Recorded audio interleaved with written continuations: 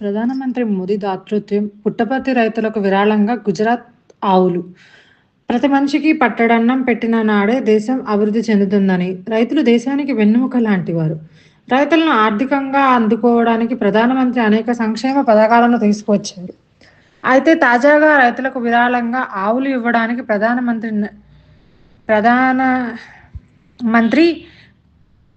నరేంద్ర మోడీ నిర్ణయించారు. ఇందులో భాగంగా నవంబర్ 19న బుధవారం తన ఆంధ్రప్రదేశ్లోని పుట్టపర్తి పర్యటన సందర్భంగా గుజరాత్కు చెందిన 100 జీఐఆర్ ఆవులను ప్రశాంతి నిలయానికి అందజేయనున్నారు. ప్రతి మనిషికి పట్టడన్నం పెట్టిన నాడే దేశం అభివృద్ధి చెందుతుందని, రైతులు దేశానికి వెన్నెముక లాంటివారు. రైతులకు ఆర్థికంగా ఆదుకోవడానికి ప్రధానమంత్రి అనేక సంక్షేమ పథకాలను తీసుకువచ్చారు. అయితే తాజాగా రైతులకు విరాళంగా ఆవులు ఇవ్వడానికి ప్రధాని నరేంద్ర మోడీ నిర్ణయించారు.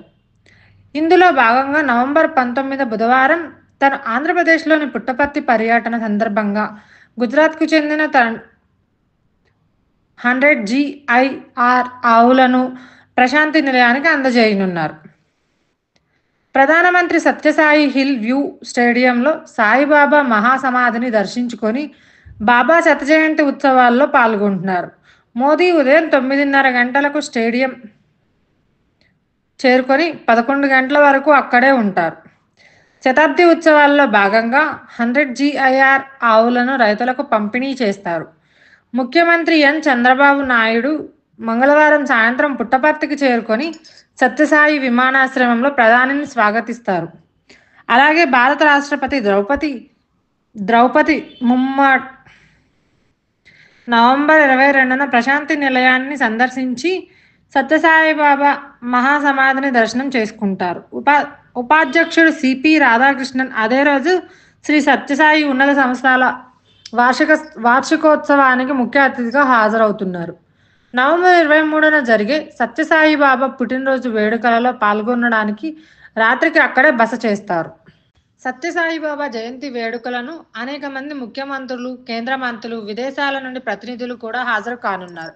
శతాబ్ది ఉత్సవాలను విస్తృత భద్రత ఏర్పాట్లు చేసినట్లు సత్యసాయి జిల్లా ఎస్పీ సతీష్ కుమార్ తెలిపారు. బాబా మెగా శతాబ్ది ఉత్సవాల సందర్భంగా ప్రపంచవ్యాప్తంగా 10 లక్షలకు పైగా భక్తులు పుట్టపర్తిని సందర్శిస్తున్నారని అంచనా. బందోబస్తు కోసం దాదాపు 2500 అదనపు బలగాలను మోహరించినట్లున్నారు సత్యసాయి ఎస్పీ సతీష్ కుమార్ తెలిపారు. కనీసం 11 లక్షల మందికి వాహనాలు ఉండేలా 3 ప్రధాన పార్కింగ్ స్థలాలు ఏర్పాటు చేశారు. ప్రశాంతి నిలయం చుట్టుపక్కల అధిక భద్రత కల్పిస్తున్నారు. ఈ ప్రాంతాన్ని జల్లెడ పట్టడానికి 24 గంటలు హై రిజల్యూషన్ డ్రోన్లు ఉపయోగిస్తున్నారు. ఢిల్లీ బాంబు పేలుడు నేపథ్యంలో ప్రశాంతి నిలయం చుట్టుపక్కల ప్రాంతాలలో ప్రతి ఇంట్లో కూడా క్షుణ్ణంగా తనిఖీలు, సోదాలు నిర్వహిస్తున్నట్లు ఎస్పీ తెలిపారు.